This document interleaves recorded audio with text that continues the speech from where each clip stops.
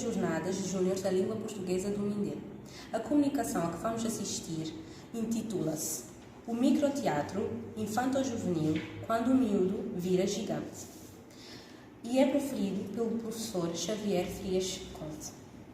Xavier Frias Conte é um docente universitário espanhol na UNED, Espanha.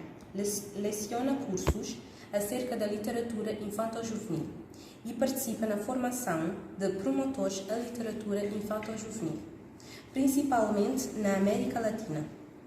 Como autor, tem publicado mais de 40 livros para público infanto-juvenil, em galego, português, italiano e inglês. Desde há 2 anos, trabalha com microteatro e acaba de publicar O Príncipezinho no Asteroide da Sucata em português e galego e espanhol. E é, aliás, um ativo blogueiro. Muitos dos seus textos em galego e alguns em português podem ser lidos em linha. Bom dia, sou Xavier Frias Conde, sou professor da Universidade Nacional de Educação à Distância, a UNED, em Espanha, e gostaria de partilhar convosco um tema interessante que não está precisamente na moda nestes dias e é o microteatro dirigido para o público infanto-juvenil. Portanto, esta comunicação visa situar o microteatro como um formato literário dentro da literatura infanto-juvenil, por ser ela um elemento que está a ter um desenvolvimento interessante nos últimos tempos. Mas sem ter sido estudado profundamente até agora, principalmente quando o público-alvo é o infanto-juvenil, embora exista o maior interesse e quando se trata do público adulto.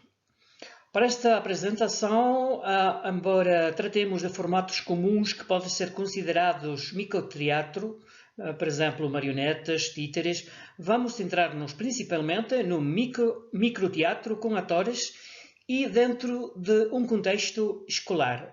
É evidente que se trata de um formato literário que precisa de mais estudos. O microteatro, é evidente, é uma forma hiperbreve do teatro. Como acontece com outras formas hiperbreves, como a microficção, tem-se a miúdo falado delas como géneros breves, mas de facto não são géneros, são formatos. Devemos, portanto, colocar o microteatro dentro do teatro. Mas o que é o teatro? Há muitas definições.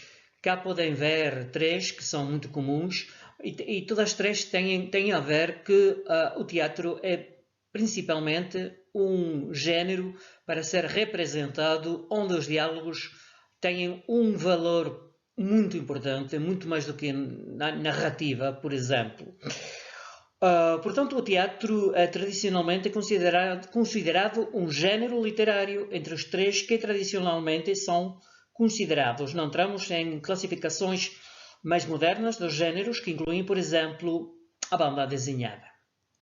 Esta classificação dos géneros literários tradicional quer dizer que é discutível e, como disse há um bocadinho, podemos encontrar outros géneros como a banda desenhada, mas este gráfico representa a relação entre os 3 géneros, pois elas não estão isolados. Existe uma relação muito estreita, chega com nos referirmos, por exemplo, a zonas mistas, mas para frente veremos muitas destas zonas mistas.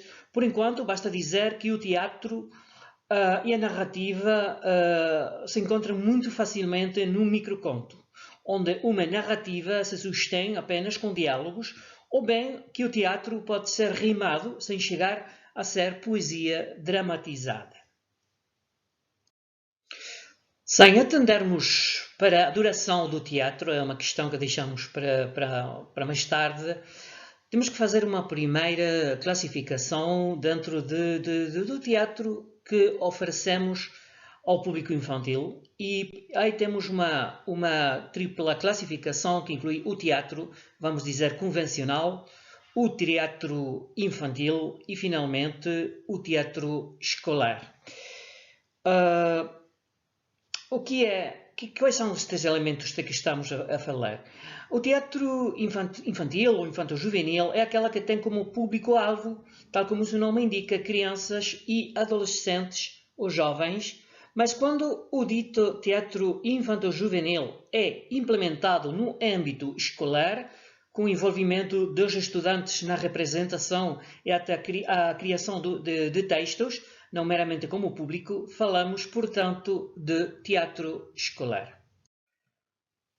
É preciso, portanto, falar dos elementos que compõem, que configuram o teatro e o microteatro. Em primeiro lugar estão os atores.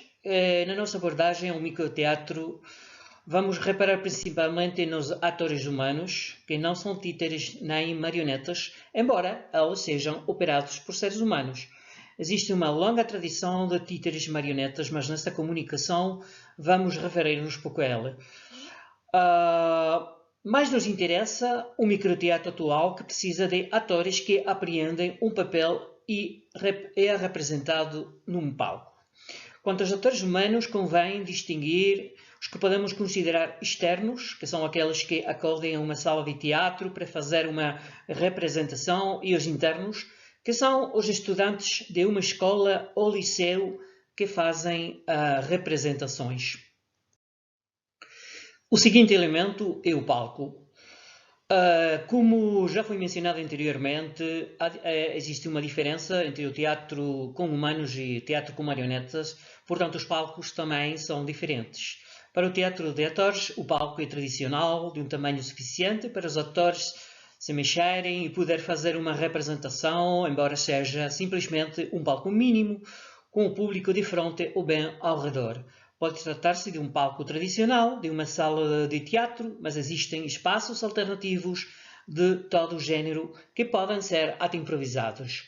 Para o teatro de títeres marionetas, estes são muito pequenos e os atores que manipulam os fantoches ficam escondidos.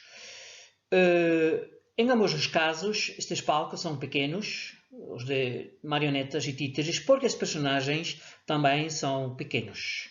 Existe um modo de representação que pode ser incluído no teatro, mas que serve também para contar contos. Trata-se da técnica japonesa do kamishibai, que também fica nesse espaço ou nessa zona mista. Para o kamishibai ser utilizado como teatro, requer de atores que leiam os diálogos, mas não interpretam. A miúde vai precisar também da figura do narrador. Contudo, é ótimo para a sua aplicação ao microteatro, mas serviria em qualquer caso para a difusão de peças não muito compridas. Aqui chegamos finalmente à questão fundamental sobre a natureza do microteatro. A principal diferença entre o teatro convencional e o microteatro fica na duração. Uma das questões principais é que não existem formas padrão para delimitar claramente onde estão os limites entre os distintos formatos do teatro. Mas esta é uma questão que vamos tratar depois. Como podem ver no gráfico, temos basicamente 4 formatos no teatro: a peça convencional, a peça breve, a micropeça e a nanopeça. Como já ficou dito anteriormente, não existem uns limites exatos para marcar os confins entre uns formatos e outros. As 4 peças indicadas neste gráfico servem para delimitar o teatro convencional do microteatro, onde apenas a micro e nano fazem parte do microteatro.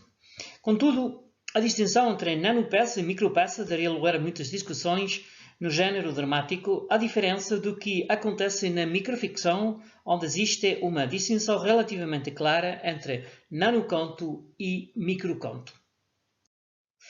A seguinte questão é o tipo de texto. Já no primeiro gráfico mencionamos que o teatro não é um género totalmente isolado. Para além do texto dramático tradicional, existem outras hipóteses que concorrem no microteatro infantil. Historicamente, o teatro infantil, não necessariamente o microteatro, apresentava textos rimados. De facto, a rima fazia parte do teatro nas suas origens e ela subsistiu até os nossos dias, mas atualmente é utilizada principalmente com um público muito jovem, onde pode ser mesmo engraçado. Uma outra variante sobre os textos dramáticos afeta as didascálias, a parte narrativa do texto dramático. Distinguimos dois tipos de didascálias, externas e internas, onde as didascálias externas são aquelas que costumam ser escritas em itálica, descrevem ações, não são, portanto, diálogos, enquanto as didascálias internas vão inseridas nos diálogos e afetam aos próprios diálogos, fornecendo nuances tais que tons, sentimentos, etc., que o ator tem de reproduzir. Para o texto dramático poder ser lido em voz alta ou transformado em radiopeça, ela deve ser transformada também em diálogo, mas sem perder o seu valor narrativo. Daí que seja convertido em narrador. Um personagem que pode ser visível, passear pelo palco, mas também pode ficar reduzido a uma voz de fundo. Desta forma, o texto microdramático pode ser reproduzido de 3 formatos. 1. A representação tradicional. 2. A leitura. E 3. O radioteatro. Finalmente, vamos centrar-nos no microteatro. A primeira coisa que temos que dizer é que o microteatro é, com efeito, teatro. Não é uma coisa inferior, não é, se calhar, algo para fazer simplesmente como amadores. Os profissionais também trabalham com microteatro. Portanto, estas 3 ideias que aparecem são muito importantes. A primeira já disse, microteatro é teatro. A principal diferença entre o teatro e o microteatro é a duração, isto é fundamental, e visto que é micro, mal tem de durar uns poucos minutos. Desta maneira, temos algumas características próprias deste formato que vou comentar agora. A primeira é que o mais frequente é que haja apenas uma cena, mas no máximo pode haver 2 e até 3. Mais de 3 já seria uma coisa muito esquisita. Tem um mínimo de personagens, mas não costuma haver um só personagem. Tem 2 ou mais, mas não muitos mais. Não é comum que haja 20, 30, isso não é normal. Os diálogos também têm que ser breves, pela duração. A própria duração, eu diria, e esta é uma opinião muito pessoal, que não deveria ultrapassar os 5 minutos. Se ultrapassar este tempo, já poderíamos falar em teatro breve ou de teatro breve, mas não propriamente de microteatro. Contudo, conta-se uma história completa, não é um fragmento, não é um pedaço de uma história, é uma história completa. E precisa também de um mínimo adereço, não precisa de grandes decorações, nada assim. E normalmente é representado no cenário convencional, não precisa de um cenário próprio, serve a qualquer um. Uma questão adicional é a relação entre o microteatro e o mundo da educação. Eu acho que é uma relação muito frutífera. A menor duração que tem este microteatro permite ou resulta numa motivação muito maior para os estudantes, nem só para a leitura, mas também para a representação. O problema da memorização que aparece quando os estudantes devem ensinar uma peça diminui enormemente, pois não é igual memorizar meia hora do que 5 minutos. Este género de textos é, portanto, muito adequado para o teatro escolar. As temáticas que se podem encontrar no microteatro infantil com atores coincidem em boa medida com as da microficção infantil. Então temos histórias de animais humanizados, principalmente para o público mais novo, histórias ambientadas no medievo, com príncipes, princesas, dragões, também com o público mais jovem. O cotidiano, embora seja mais comum para o público adulto do que infantil, mas é possível entre leitores jovens, adolescentes. O terror é um tema muito explorado, especialmente entre adolescentes. As relações pessoais, principalmente quando apresentam situações engraçadas, os episódios pessoais, também miúdas, sob uma visão humorística, a fantasia, que é predominante também com o público mais novo. Logicamente, há temas do microteatro convencional que não aparecerão no microteatro infantil, como o erotismo, por exemplo, mas que sim pode haver uma crítica social e até aparecer temas do absurdo. Aliás, não podemos esquecer a questão dos subgêneros que se dão no teatro convencional e que também estão presentes no microteatro infanto-juvenil. Tradicionalmente, tem-se distinguido entre comédia, drama, tragédia, tragicomédia. No microteatro infantil, hoje infanto-juvenil, é improvável encontrar-se com as duas segundas formas. É dizer, a tragédia e a tragicomédia, que são mais próprias do teatro convencional e, para além disso, do público adulto. E agora voltamos a essas zonas mistas, onde os três géneros coincidem, compartilham um espaço. Os formatos do micro são muito mais propensos a diluir os seus limites. Há muitos casos em que a atribuição de um texto para um género ou outro pode ser complicada. Vamos ver alguns exemplos. O primeiro caso é este do microconto, que se baseia em diálogos sem quase presença do narrador. E, portanto, os leitores poderiam, teoricamente, representar este microconto, embora a duração seja muito breve. Mas é um microconto, é uma micropeça. Digamos que é muito ambíguo. Os limites cá ficam completamente diluídos. O segundo caso de zona mista, sempre entre os formatos breves, é o que se dá na banda desenhada, onde a imagem pode ser representada pelos atores. Sem entrar a discutir que a banda desenhada é um género literário,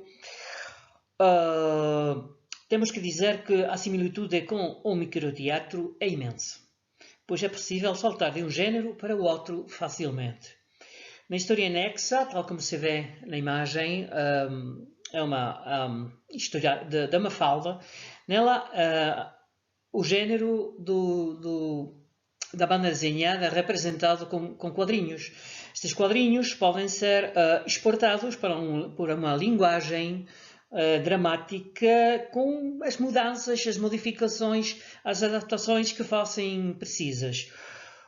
E até com alguma nota narrativa, se for também preciso. Como estão a ver, é um círculo onde a peça, a radiopeça, o conto e a banda desenhada são intercambiáveis, como veremos, temos visto ao longo desta comunicação. E ainda vou passar para a questão do audioconto e a radiopeça, que também fica nessa zona mista. Ambos os formatos, o audioconto e a radiopeça, têm em comum que o seu meio de transmissão é o áudio e que, portanto, se faz uma leitura do texto, não uma representação.